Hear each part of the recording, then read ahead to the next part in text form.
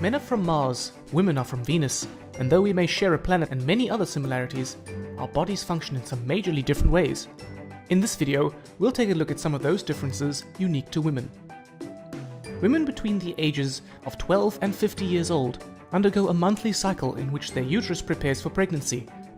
It prepares for a fertilized egg to settle and grow into a baby. If pregnancy does not occur, the lining breaks down and is expelled from the uterus. This is known as menstruation. The menstrual cycle usually lasts about 28 days.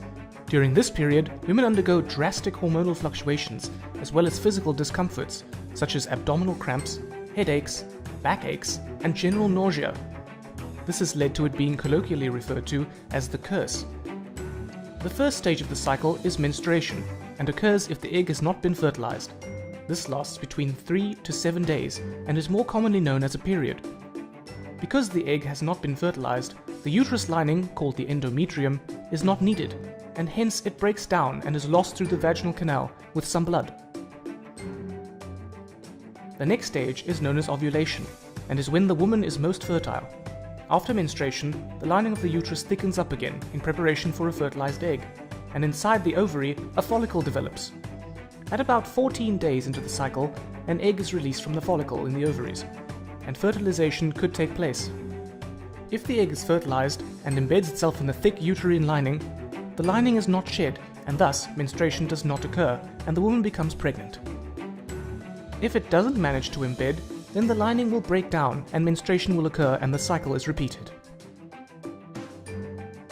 The menstrual cycle is controlled by two main hormones, estrogen and progesterone.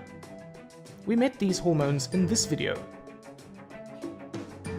Estrogen is produced by the ovaries and causes the uterus lining, the endometrium, to thicken again after menstruation so that it is ready to receive an embryo.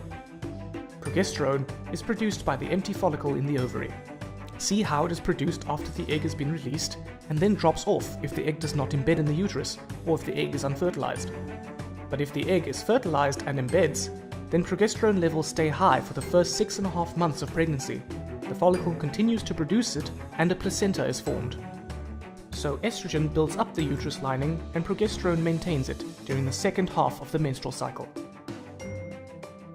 There are two other hormones also involved: the follicle-stimulating hormone, or FSH, and the luteinizing hormone, or LH. Both FSH and LH are secreted by the pituitary gland. FSH causes the egg to mature in the ovary, and it also stimulates the ovaries to release estrogen. The estrogen then stops FSH being produced, so that only one egg matures in the cycle. LH causes the mature egg to be released from the ovary and stimulates the release of progesterone. You may want to browse the internet to learn more about these hormones. So from this video, you should now have a better understanding of how the menstrual cycle works, how the main hormones estrogen and progesterone control it, and how a woman's body is affected by these drastic changes.